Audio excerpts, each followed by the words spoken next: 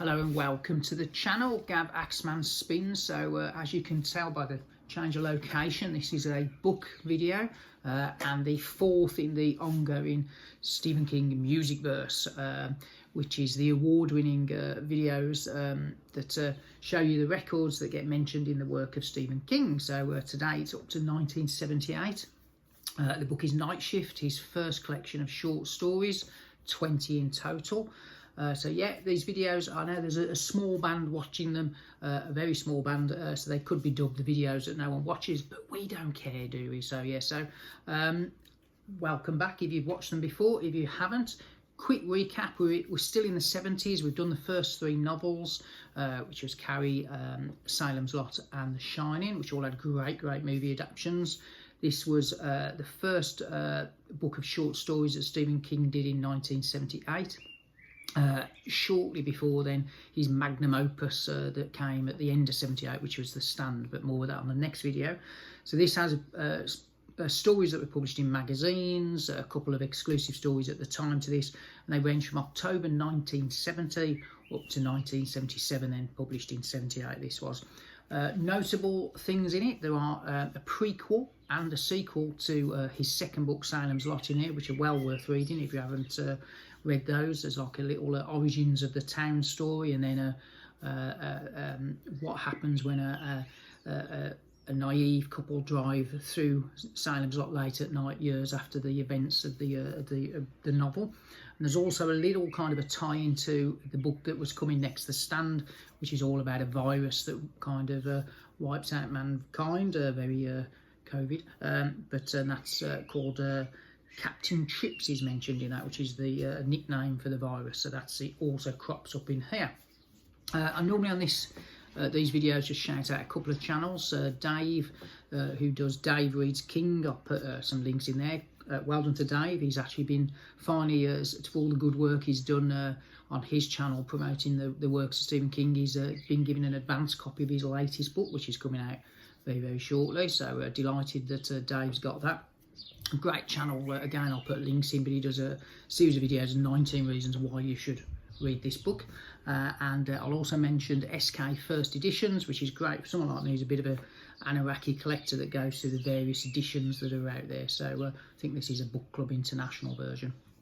I'm in the garden, the sun is shining, it's beautiful in the UK, so what a better time to do something than talk about horror books and horror movies, because Nightshift, I think there are something like 6 proper movie adaptations, and then a whole lot more of TV kind of mini-series and things like that. So I've got a few of the films, and they range, as we kind of get now with Stephen King, particularly in the 80s, from the good, the bad and the ugly.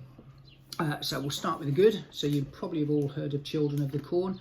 I knew there'd be cat interruptions because we're in the garden, but yeah, this is good, isn't it? This is a rectangular one. So that's a great movie, and obviously it's spawned quite a few spin-offs. In the 80s, we got, based on the novel Trucks, we got Maximum Overdrive, which isn't too bad. So that expands on the short story, and the music for that, some incidental music was done by AC/DC, and that turned up on the Who Made Who kind of album they did. And then we get some so this is Cat's Eye. This has got some of the short story, it's got a couple of the short story adaptations. This is like a 3 kind of stories in one on the film, but it's got The Ledge and Quitter's Ink, which is a really good little short story about quitting smoking, well worth a read that.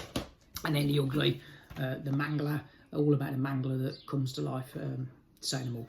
There you go. So some good movies. There's a couple I haven't got. I think sometimes they come back. I watched it on Amazon Prime recently. That's pretty good. And then Graveyard Shift is the other one, which I haven't got on the DVD. But those are some of the movies out there. Really good book. Great selection. The ratio of hits to misses is, I'd say, about 90% of these are great kind of little short stories. But you want to know about the music. If you've watched these videos before, currently in the lead is Bobby Dylan, who's got 3 kind of mentions so far in the first 3 books. Let's see if anyone can rival the Dylan. So the first record that kind of gets a mention is a specific song by a 60s band, the Wonderful Rolling Stones, from Goat's Head Soup, and it's Angie that gets played by a DJ, as mentioned in the book. This is the very nice red Carnaby Street. They do, like, every now and again they do these limited editions that pop up in Carnaby Street and online, so it's like a red vinyl one, so very, very good. Great album, that, underrated. I think the added bonus is it's also the Giles Martin mix, which freshens up the sound of it. So if you haven't got this, well worth getting there. I'm trying to get it in the middle. So that's a good one. So the Stones have joined the party. The Beatles were there in the last one. The next one that gets a bit of a mention is a bit of a blues artist. So the wonderful Lead Belly. This is a very old record on the what down? Presto, Resto. Anyway, there's a label showing you that there. So this came from a mate whose dad had passed away, and he got a few records, so he chucked them my way. But that's Lead Belly, and of course the most famous song on this is "Where Did You Sleep Last Night," as immortalised by the late Kurt Cobain. So that'll go on the playlist to join Angie. Nice bit of blues. So our playlist now is starting to expand. If you're wondering what I'm talking about, I've done a Spotify playlist to accompany these videos, so every time I do a new video I'll update it, so that one will be joining what's already on there. Okay, so the next one, there's a short story set in space, and he mentions Wagner playing, but he also mentions the Beatles. So the only song really that I could think of that the Beatles would be transmitting through space would have to be from Let It Be, Across the Universe. So this is the Giles Martin remix of the game, bit of a theme there. So that's now joining. So that's the second Beatles track in this playlist. So Stephen King now starting. So we got Dylan, we got the Stones, we got the Beatles. So you can show that he wrote a lot of these books in the 60s and 70s. And the next one is a mainstay. So if you're going to watch any movie set in the 70s really, or 60s, at some point these guys turn up on the soundtrack. So Creedence Clearwater Revival get a mention in specifically the song Born on the Bayou, which is a great song, and this is a brilliant album. So if you have not heard this, well worth checking out. So it's Bayou Country, but it's got Proud Mary on it. It's probably the one we all know, but it's got Born on the Bayou, Graveyard Train, cracking version of Good Golly Miss Molly as well. So really good album. CCR didn't really do anything duff, did they? So can't go on with that. But then the big news. So the fifth track in our playlist is tying with Bob Dylan. The Beatles get another mention, and specifically the song Hey Jude. So I've chosen to show this one.